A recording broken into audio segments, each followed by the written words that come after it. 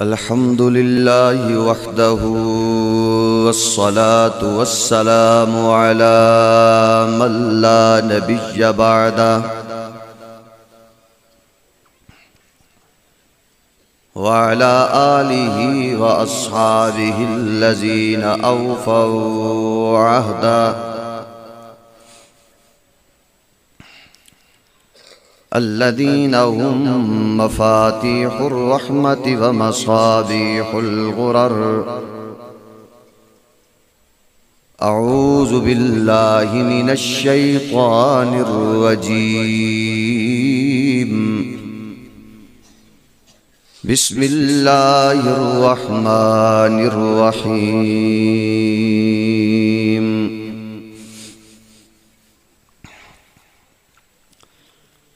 وَلَقَدْ نَصَرَكُمُ اللَّهُ بِبَدْرٍ وَأَنْتُمْ أَذِلَّةٌ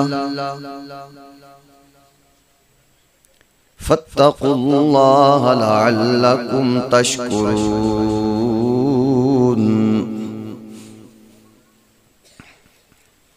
وقال تبارك وتعالى في مقام آخر: قالت الأعراب آمنا قل لم تؤمنوا ولكن قولوا أسلمنا ولما لم يدخل الإيمان في قلوبكم. صدق الله العظيم. وقال النبي صلى الله عليه وسلم: إن الله اختارني واختار لي أصحابي. وصدق رسوله النبي الأمي الكريم.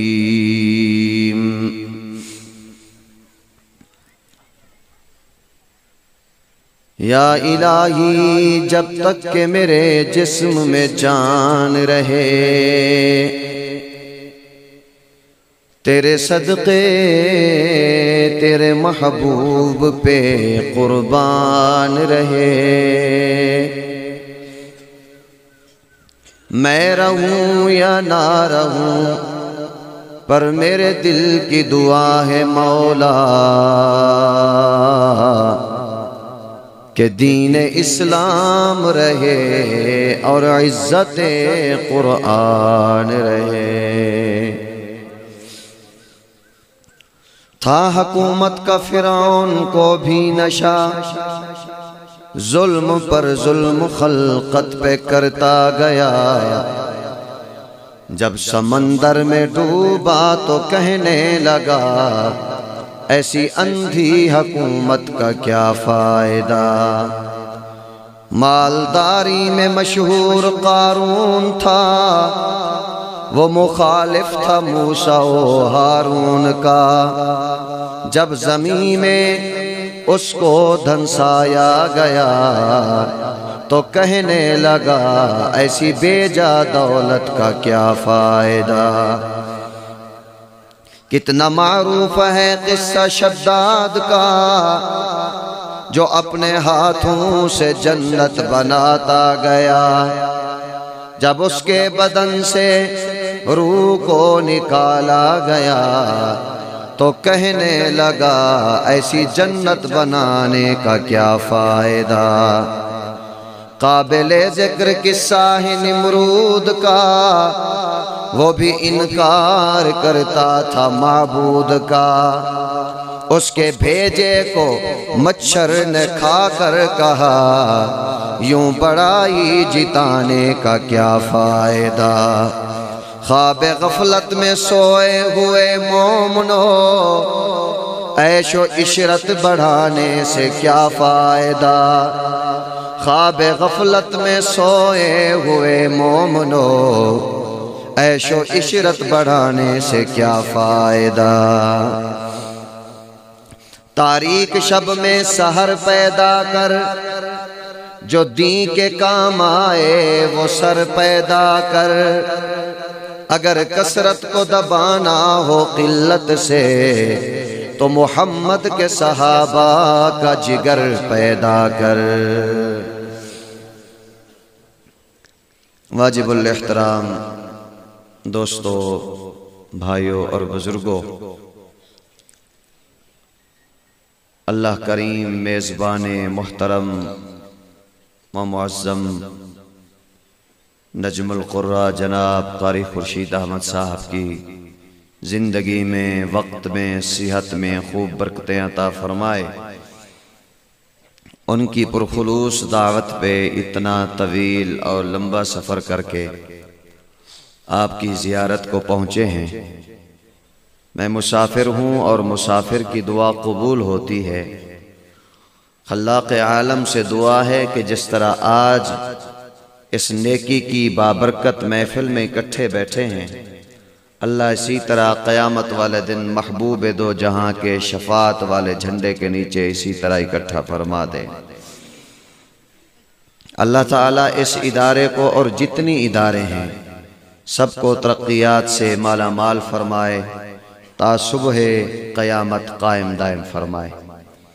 آپ حضرات نے توجہ میری طرف کرنی ہے، کیونکہ مجمع جو ہے وہ منتشر ہے۔ یہ جو درمیان میں فاصلے ہوتے ہیں، کتابوں میں آتا ہے کہ شیطان درمیان میں بیٹھ کے لوگوں کے دلوں میں وسوسے ڈالتا ہے، وہ پھر بیچارے جو محفل کا نور ہوتا ہے اس سے محروم ہو جاتے ہیں۔ عزیز دوستو، مختلف علماء کرام نے بہت خوبصورت پھول نچھاور کیے اور آپ نے ان کی خوشبو کو محسوس کیا، سونگھا، سنا۔ اللہ کریم آپ حضرات کا آنا، مل کے بیٹھنا اپنی بارگاہ میں قبول و منظور فرمائے۔ جو حضرات خوش بیٹھے ہیں وہ مسکرا کے ہاتھ اٹھا کے سبحان اللہ سنا دیں، طاقت کے ساتھ سبحان اللہ سنا دیں۔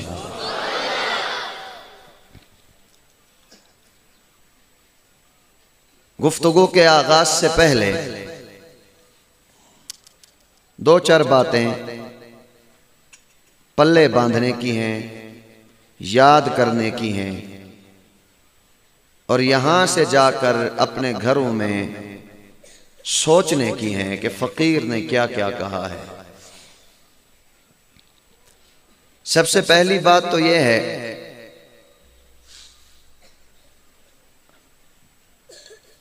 کہ میں اور آپ ہم سب دین کے محتاج ہیں، دین ہمارا محتاج۔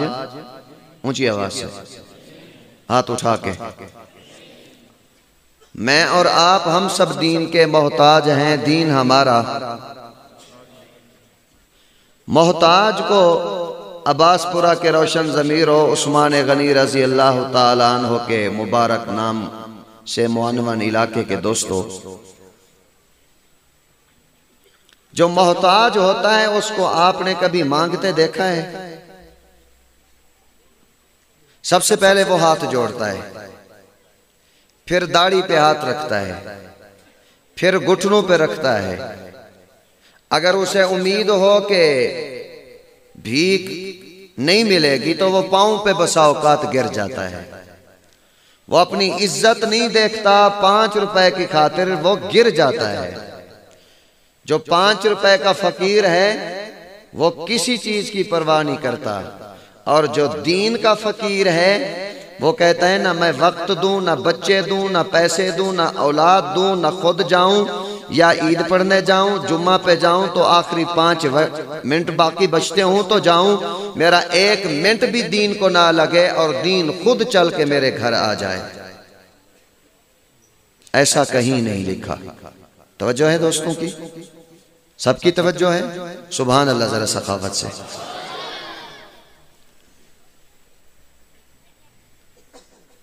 ہم دین کے محتاج ہیں، 5 روپے کے محتاج کی بھی پوزیشن آپ نے دیکھ لی، وہ کیسے گر جاتا ہے، اور دین کے فقیر اور محتاج کی پوزیشن بھی دیکھ لی۔ پورے معاشرے کو کھنگال کے دیکھو، آپ ہوٹلوں پہ جائیں، بازاروں میں جائیں، سفر میں جائیں، سب سے زیادہ اس عوام کو اگر غصہ ہے تو وہ مولوی سے ہے، جو گھر جا کے دین پہنچا رہا ہے غصہ اسی سے ہے، اور ہونا بھی چاہیے۔ ہمارے ہاں ڈی جی خان میں اٹامک ہے، وہاں کے ایک افسر ہیں، ہمارے مقتدی ہیں، 2 لاکھ روپیہ ان کی تنخواہ ہے۔ اس کے والد کا جب انتقال ہوا، جب دفن کی باری آئی، قبر میں اتارنے کی باری آئی، وہ باہر ٹھہر گیا۔ ہمارے ساتھیوں نے کہا بھائی اندر آ جائیں، اس نے پڑھایا، بڑا کیا، افسر بنایا۔ کہتا ہے میں اندر نہیں آتا، میں بلڈ پریشر کا مریض ہوں۔ سب رشتے باہر کھڑے ہو جاتے ہیں۔ اگر اندر جاتا ہے دفن کے وقت قرآن والا جاتا ہے، اور دفن کے بعد قرآن جاتا ہے۔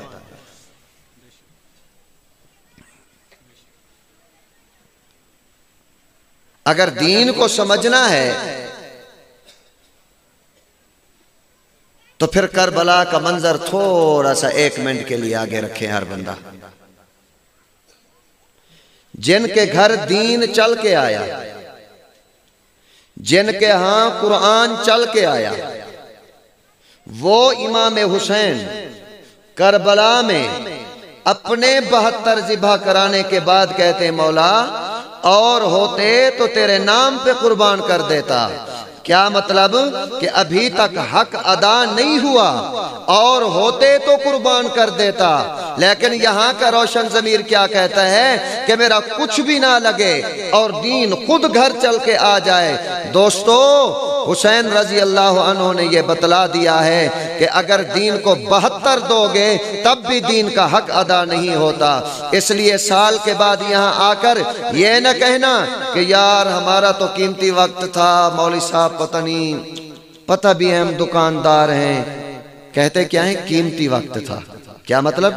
جو دکان کو لگا وہ قیمتی، جو دین پہ لگا وہ فضول۔ اس دکاندار سے پوچھیں کیا تو ابو بکر صدیق سے بڑا تاجر ہے؟ اس سے پوچھیں عثمان غنی سے بڑا تاجر ہے؟ اس سے پوچھیں امام اعظم ابو حنیفہ کپڑوں کے بہت بڑے تاجر تھے، وہ دین کو وقت دے کے امام بن گئے، تو اس سے بڑا تاجر ہے؟ تیسری بات سنیے، توجہ میری طرف کرنا، جن کی توجہ ہے وہ سبحان اللہ سنائیں، مل کے سنائیں سبحان اللہ۔ مجمع جو ہے وہ تقسیم ہو گیا ہے، اس لیے وہ کہتے ہیں کہ مولوی صاحب مجھے نہیں ہے، ان کو ہے، یہ کہتے ہوں کہ مولوی صاحب ان کو ہے۔ استاد جی قاری خورشید صاحب اور آپ علماء کرام جب عالم قاری صاحب کلاس پڑھا رہے ہو نا، وہ کہتے ہیں فلاں بچے ادھر آ۔ اب اس بچے کو پتہ ہے کہ استاد جی مجھے بلا رہے ہیں، لیکن وہ کیا کہتا ہے؟ مجھے نہیں ہے، اس کو ہے۔ ارے بھائی استاد جی بلا رہے ہیں۔ استاد کہتا ہے میں تجھے ہوں، وہ کہتا ہے نہیں مجھے نہیں، کسی اور کو ہے۔ اللہ نے فرمایا یا ایھا الذین آمنو، اے محبوب کے امتیو۔ امیر کہتا ہے مجھے نہیں ہے، میں تو اپنی پراٹھوں میں بیٹھا ہوں، کسی غریب کو ہوگا، اور غریب کہتا ہے مجھے نہیں ہوگا، اللہ کسی مولوی صاحب کو ہوگا۔ نتیجہ یہ نکلا کہ گھروں میں رکھے قرآن کو دیمک کھا گئی ہے، اس دیمک نے قرآن کو نہیں کھایا، مسلمان کی غیرت ایمانی کو کھا گئی ہے۔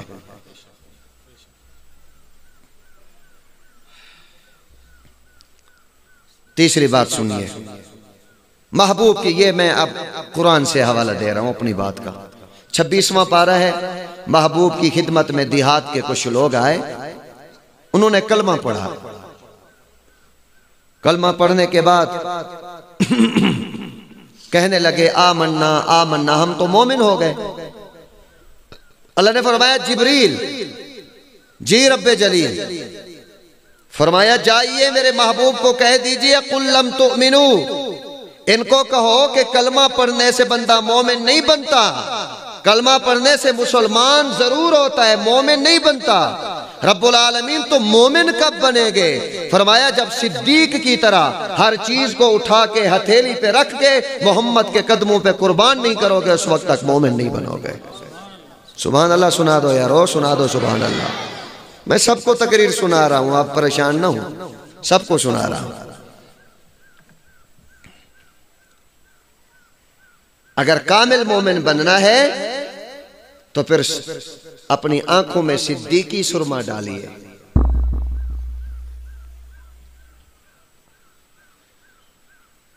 رب العالمین ہم بھی کامل مومن بننا چاہتے ہیں نا، ہم بھی کامل مومن۔ مسلمان تو ہر کوئی ہے۔ اللہ نے فرمایا یا ایھا الذین آمنو، جو میرے کھاتے کا ہے وہ ایمان والا ہے۔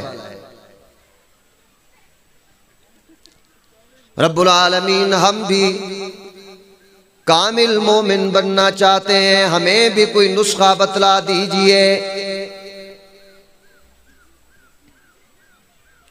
رب العالمین نے فرمایا پھر کھولو قرآن کو۔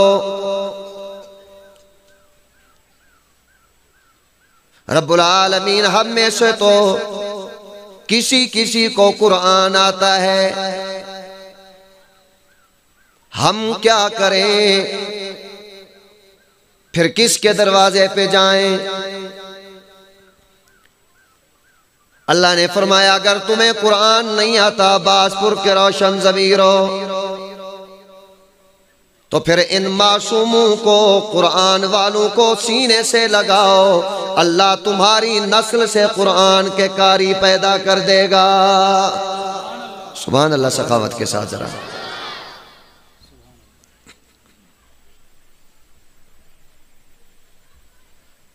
قرآن والوں کو سینے سے لگائیے۔ حضرت تھانوی رحمت اللہ علیہ نے لکھا ہے کہ ایک اللہ کا ولی تھا، ولایت کرتے کرتے ایک دن اللہ کو مشورے دینے لگا کہ آسمان یوں بناتا تو اچھا لگتا، ستارے ذرا بڑے کرتا تو اچھے لگتا۔ اللہ نے فرمایا تجھے ولی بنایا ہے، اپنا مشیر نہیں۔ ولایت اللہ نے چھین لی۔ 40 سال تک جنگل کے سور چروائے، معافی مانگتا رہا، رب العالمین معافی چاہتا ہوں، معاف کر دے۔ اللہ نے فرمایا جاؤ میرے ولیوں سے دعا کراؤ، رحمت کر دوں گا، تیری معافی قبول کر لوں گا۔ رب العالمین کسی کے چہرے پہ تو نہیں لکھا کہ یہ ولی ہے، سویا ہوا ہے۔ اللہ نے فرمایا کہ تو ولیوں کو دور تلاش کرتا ہے۔ مدرسے میں قاری خورشید صاحب جن بچوں کو قرآن پڑھا رہے ہیں، ان معصوموں کے ہاتھوں کو اوپر کروا دیجئے، میں تیرے لیے رحمت کے فیصلے کر دوں گا۔ سبحان اللہ، سخاوت سے ذرا، سخاوت سے کھلتے آئیں تاکہ میرا دل بھی اور میرا گلا بھی کھلتا آئے۔ آج دنیا ولی تلاش کرتی ہے۔ عباس پور والوں تمہیں ایک نسخہ بتاتا ہوں، جب بھی کبھی پریشانی آئے، جب بھی کوئی مخالف ہو جائے، ان معصوموں کا اکرام کر کے ان کے ہاتھوں کو اللہ کی دربار میں بلند کروانا تمہارا کام ہے۔ پہاڑ سے بڑی مصیبت ہوگی، اللہ ان کے صدقے دور کر دے گا، انہی کے صدقے دور کر دے گا۔ عذاب کی تو روزانہ تیاریاں ہوتی ہیں۔ انسان اللہ کی حدود کو کراس کر کے بہت دور نکل گیا ہے، روزانہ عذاب تیار۔ جب اس مرکز سے، جب اس مدرسہ سے آواز جاتی ہے الحمدللہ رب العالمین، سبحان اللہ، سنا دو یار۔ بخیل بنے بیٹھے ہو عباس پور والوں، خیر تو ہے؟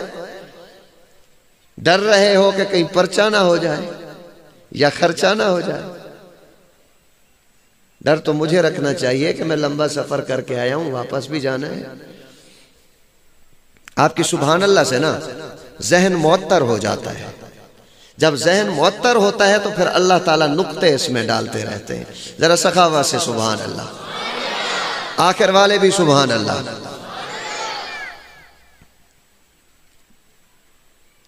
اذا اراد اللہ ان یہلکہم، اللہ روزانہ ارادہ کرتے اس قوم کو عذاب دینے کا، لیکن جو ہی معصوم بچہ یہ کہتا ہے الحمدللہ رب العالمین، اللہ فرماتے میرے فرشتوں 40 دن تک عذاب کو مؤخر کر دو، کیونکہ مجھے ان معصوموں کے اس پڑھنے سے حیا آتا ہے کہ ان کی موجودگی میں کیسے عذاب دوں۔ اور عذاب کیوں نہ دور ہو عباس پور کے روشن ضمیروں، ساری کائنات رات کو سو جاتی ہے، امیر بھی سو جاتے ہیں اور غریب بھی سو جاتے ہیں، صبح اٹھتے ہی کسی کے ہاتھ میں لوہا تو کسی کے ہاتھ میں ریموٹ ٹی وی کا ہوتا ہے۔ یہ وہ معصوم فرشتے ہیں کہ اٹھتے ہی ان کے ہاتھ میں یا رب کا قرآن ہوتا ہے یا محمد کا فرمان ہوتا ہے۔ عذاب کیوں نہ دوروں، عذاب کیوں نہ دوروں عباس پور والو، کیوں نہ دوروں۔ صبح اٹھتے ہی کسی کی نگاہ ٹی وی پہ، کسی پہ اخبار پہ، کسی کی پہاڑ پہ، یہ وہ معصوم نگاہیں ہیں اٹھتے ہی جن کی نگاہیں پڑتی ہیں الحمدللہ رب العالمین الرحمن الرحیم مالک یوم الدین ایاک نعبد و ایاک نستعین۔ سبحان اللہ، سبحان اللہ، ذرا سنا دو۔ عذاب کیوں نہ دور ہوں۔ اللہ نے ایک اور بات کی ہے 27ویں پارے میں، بڑی عجیب بات کی ہے۔ رب العالمین نے فرمایا جب تم فصل کاشت کرتے ہو، جب تم فصل کاشت کرتے ہو تو اچھی سے اچھی زمین کا انتخاب کرتے ہو تاکہ فصل بار آور ہو، پھلدار ہو۔ عباس پور والو، جیسے تم اپنی فصل کاشت کے لیے اچھی زمینوں کا انتخاب کرتے ہو، ویسے اللہ قرآن کی فصل کے لیے ان معصوم سینوں کا انتخاب کرتے ہیں۔ فصل تمہاری بھی کاشت ہو گئی اور قرآن والوں کی بھی کاشت ہو گئی۔ فرق یہ ہے فصل جب تمہاری بڑی ہوئی، جو ہی آندھی آئی یہ منہ کے بل گر گئی، لیکن قرآن والے، قرآن جن کے سینوں میں آباد ہیں، ان کے اوپر کفر کی چکیاں چلیں یا ظلم کی آندھیاں چلیں، یہ کٹ تو سکتے ہیں لیکن کفر کے آگے جھکتے کبھی نہیں، یہ جھکتے کبھی نہیں ہے، یہ وہ مضبوط فصل ہے۔ اللہ نے فرمایا فلا اقسم بمواقع النجوم وَإِنَّهُ لَقَسَمٌ لَوْ تَعْلَمُونَ عَظِيمٌ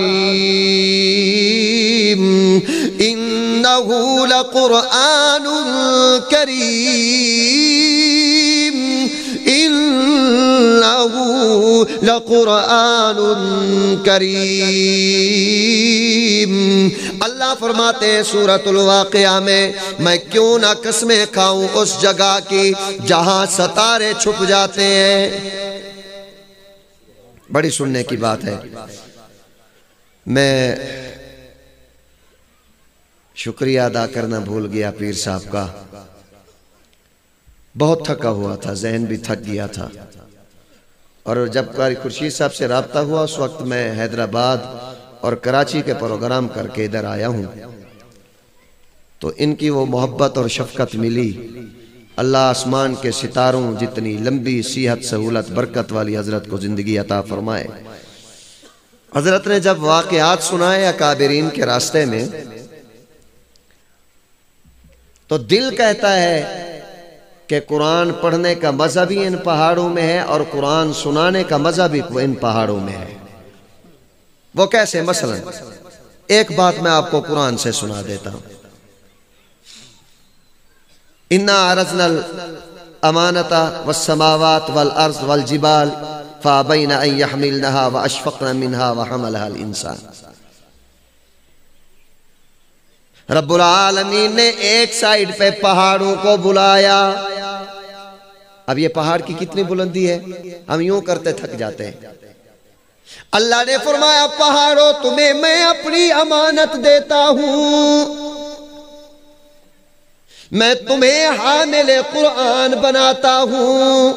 فَأَبَيْنَا، دونوں ہاتھ جوڑ لیے رب العالمین، ہماری جرأت نہیں ہے۔ وَحَمَلَهَا الْإِنسَانُ، بڑے بڑے پہاڑ عاجز آ گئے، لیکن اس انسان نے اللہ کی امانت کو اپنے سینوں میں لے لیا ہے۔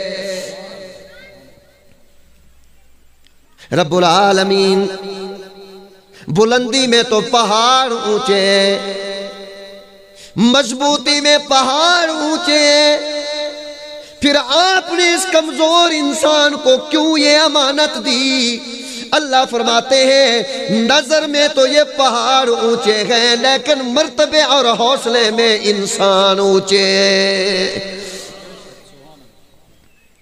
اس لیے میں نے ان کو حامل قرآن بنایا۔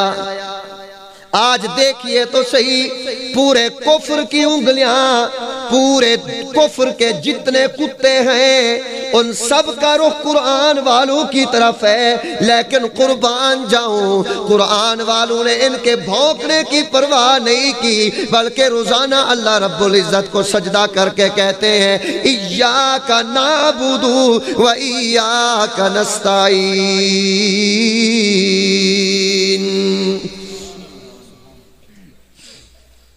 یاری لگا لو عباس پر والو قرآن والوں کے ساتھ، انشاءاللہ جنت میں اکٹھے ہوں گے۔ الیکشن جیتنے کے بعد ایک سردار صاحب آئے تو قاری صاحب بچوں کو قرآن پڑھا کے باہر نکل رہے تھے، تو کالا چشمہ لگا ہوا پراڈو، مولوی صاحب کہاں دھکے کھانے گئے تھے؟ تو قرآن کے قاری نے کہا سردار صاحب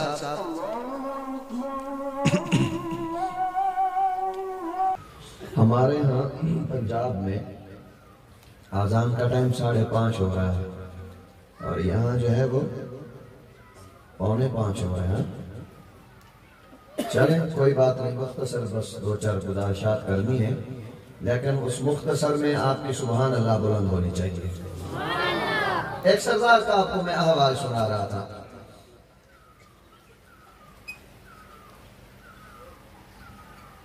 مسجد سے قاری صاحب باہر ہی نکل رہے تھے تو کہتے ہیں قاری صاحب کہاں دھکے کھانے گئے تھے؟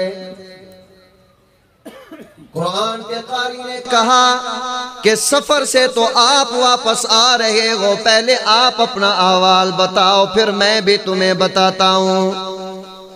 سردار نے کہا مجھے وزیر اعظم نے بلایا، عہدے دیے، کرسی دی، میں اس کو مل کے آ رہا ہوں۔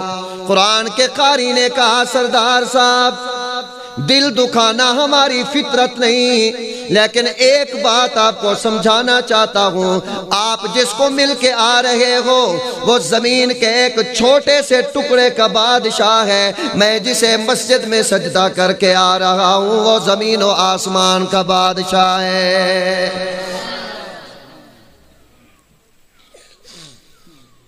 سردار صاحب کو فوراً کرنٹ لگا، کہتے ہیں مولوی صاحب ان پھٹی ہوئی چٹائیوں پہ بیٹھ کے تمہیں کیا ملے گا؟ میرے پاس تو عہدہ ہے، کرسیاں ہیں، دولت ہے۔ قرآن کے قاری نے کہا کہ دل دکھانا ہماری فطرت نہیں، لیکن سن لیجئے آپ کے پاس بھی ایک دولت ہے اور میرے پاس بھی ایک دولت ہے۔ آپ کی دولت جتنی بڑھتی جائے گی اتنے دشمن آپ کے بڑھتے جائیں گے، لیکن جتنا میری دولت بڑھتی جائے گی اتنا ہی میرے پیار کرنے والے بڑھتے جائیں گے۔ آپ کی دولت کو آسانی سے چوری کیا جا سکتا ہے، اس لیے بیٹا آپ کا دشمن، آپ کا نوکر آپ کا دشمن، جتنی دولت بڑھتی جائے گی اتنی عزت کم ہوتی جائے گی، لیکن میرے اندر جو دولت ہے اللہ نے اس کو اتنا محفوظ کیا ہے۔ اگر انگریز نے ساری زندگی حفاظ کرام کو مارنا شروع کیا تھا، مارتے مارتے مارتے جتنی قرآنی نسخے تھے وہ سمندر میں سارے بہا دیے۔ کہتے ہیں مولویوں اب تمہارا قرآن ختم ہو گیا۔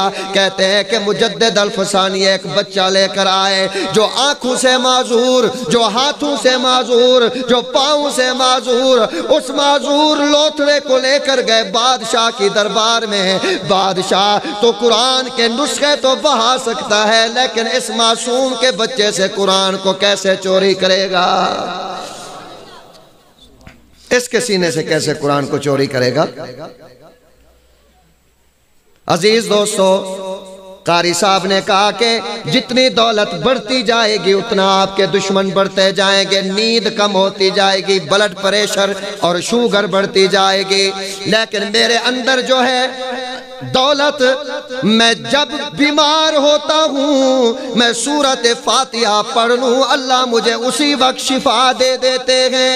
میرے گھر میں اگر بے برکتی ہو میں سورۃ الواقعہ پڑھ لوں اللہ اسی ٹائم برکتوں کا نزول فرما دیتے ہیں۔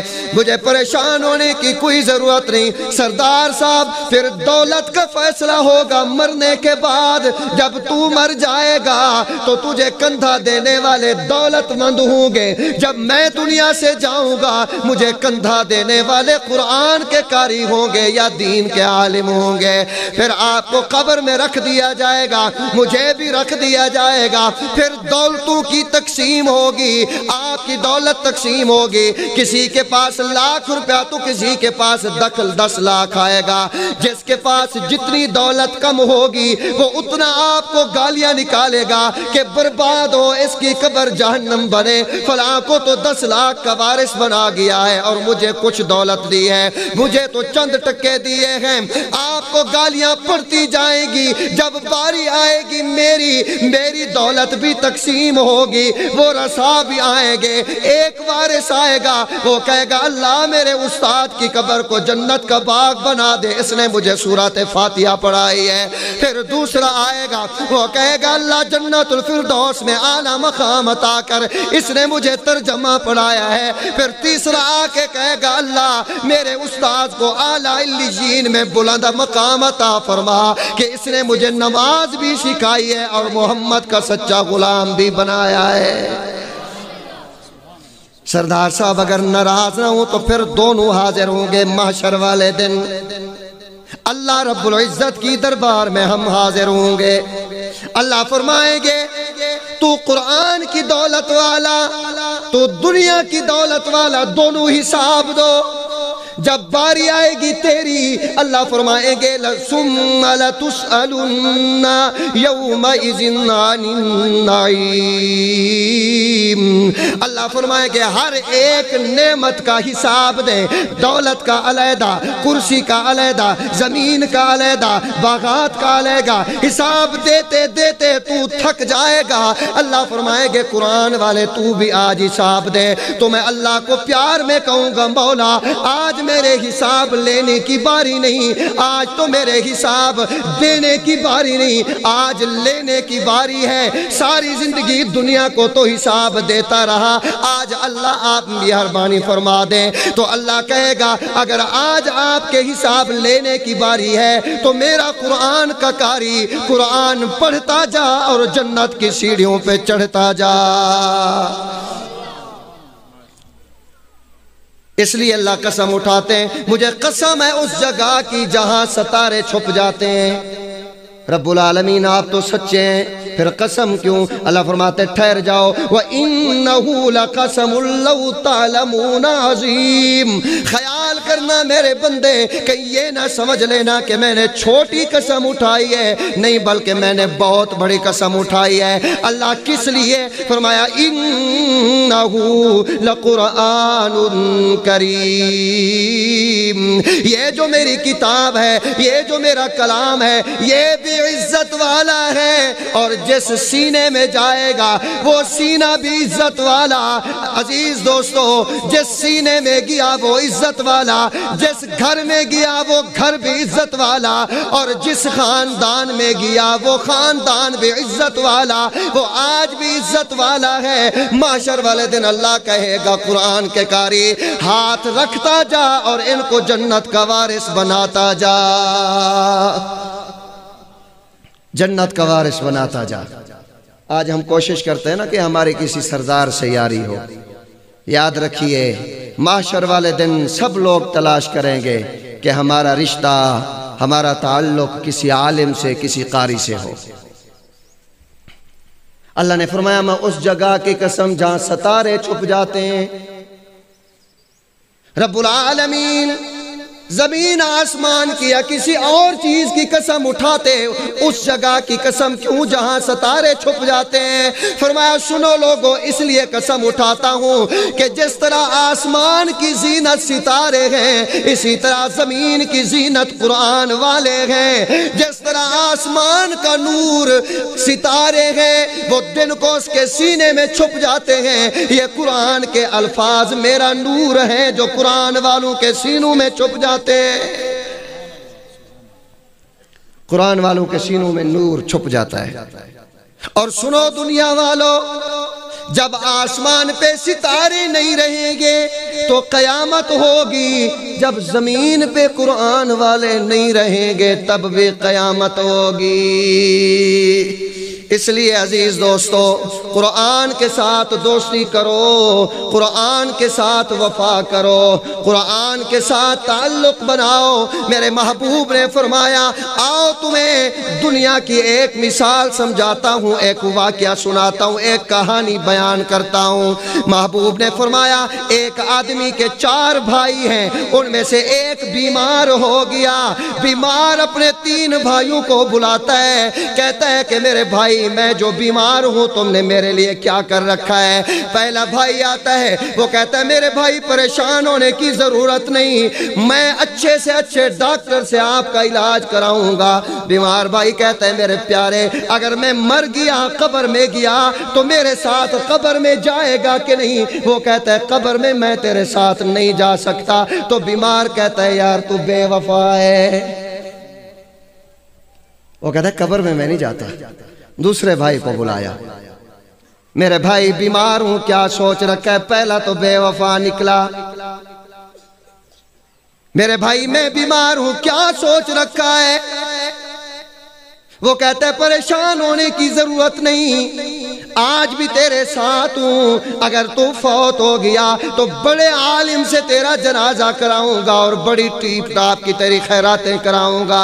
बीमार भाई ने कहा अगर मर गया कब्र में साथ चलेगा कि नहीं? वो कहते हैं नहीं, मैं शुगर का मरीज हूं, ये बातें मुझे ना किया कर, मैं तो खुद बीमार हूं। उसने कहा यार तू भी बेवफा है। फिर बुलाया तीसरे भाई को, मेरे भाई मैं जो बीमार हूं मेरे लिए क्या सोच रखा है? तीसरा भाई कहता है परेशान होने की जरूरत नहीं, आज भी तेरे साथ हूं, अगर तू फौत हो गया तो कब्र में भी तेरे साथ जाऊंगा। महबूब दो जहां ने फरमाया पहला भाई जिसने कहा अच्छे डॉक्टर से इलाज करूंगा, यह है दौलत बेवफा। जिसने कहा अच्छे से अच्छा जनाजा पढ़वाऊंगा लेकिन कब्र में साथ नहीं जा सकता, यह है रिश्तेदार। और जिसने कहा कि तू कब्र में बाद में आएगा, मैं तेरे लिए पहले जन्नत का बिस्तर लगवा दूंगा, यह है रब का कुरान। यह रब का कुरान है जो कहता है तू बाद में आएगा, जन्नत के बिस्तर पहले लगवाऊंगा। और अजीज दोस्तों, उस बावफा के साथ दोस्ती कीजिए, उस बावफा कुरान के साथ दोस्ती कीजिए। رمضان شریف آ رہا ہے، وعدہ کیجئے روزے بھی رکھیں گے اور قرآن کو بھی سنیں گے۔ روزے رکھیں گے یا وہی مثال ہے کہ استاد صاحب مجھے نہیں ہوگے کسی اور کو ہوگے؟ میں نے شروع میں عرض کیا اگر کامل مومن بننا چاہتے ہو تو محمد کے یاروں کی طرح ایمان لے آؤ، پھر کامل مومن بنو گے۔ اور کامل مومن کب بنے گا انسان؟ اللہ جب جس ٹائم بلائے مومن بھاگتا ہوا آ جائے، اس کو کہتے ہیں مومن۔ اب اس کا پتہ کیسے چلے گا کہ ہم ابھی تک مسلمان ہیں یا مومن ہیں؟ اس کا پتہ چلے گا آذان کے وقت، اللہ اکبر اللہ اکبر۔ جو ہوگا مومن وہ بھاگتا ہوا آ جائے گا، اور جو ہوگا مسلمان، یار ابھی تو مولوی صاحب نے اذان دی ٹائم ہو بھی گیا، یار پتہ بھی نہیں چلتا، اس کو فوراً چونٹیاں کاٹنے لگ جاتی ہیں۔ لیکن جو مومن ہوگا وہ فوراً بھاگتا ہوا گا، لبیک میرے رب نے مجھے بلایا ہے تو میں حاضر ہوں، میری کیا اوقات ہے میں حاضر ہوں، میرے اللہ نے مجھے بلایا میں حاضر ہوں۔ اللہ فرماتے میرے بندے ذرا آ تو صحیح، لطف و کرم آزما کے تو دیکھ، پھر میں کیسے تیرے اوپر رحمت کرتا ہوں۔ آخری بات اور قصہ ختم کرتا ہوں عباس پر والو، رب العالمین نے فرمایا افلا ينظرون الى الابل کیف خلقت، ذرا اونٹ کو دیکھنا کیسے وہ گھاس کھاتا ہے، اتنی لمبی گردن دی رزق کے آگے جھک رہا۔ میرا بندہ جب تیری باری آئی میں نے تجھے لمبی گردن نہیں دی بلکہ ایک خوبصورت ہاتھ عطا کیا۔ میرا مطلب یہ ہے میرے بندوں کہ رزق کو اٹھا کے اپنا محتاج کر اور اپنے آپ کو اللہ کا محتاج کر۔ اللہ سے دعا ہے اللہ مجھے اور آپ کو عمل کرنے کی توفیق عطا فرمائے۔ وآخر دعوانا ان الحمدللہ رب العالمین۔ دعا فرمائیں گے۔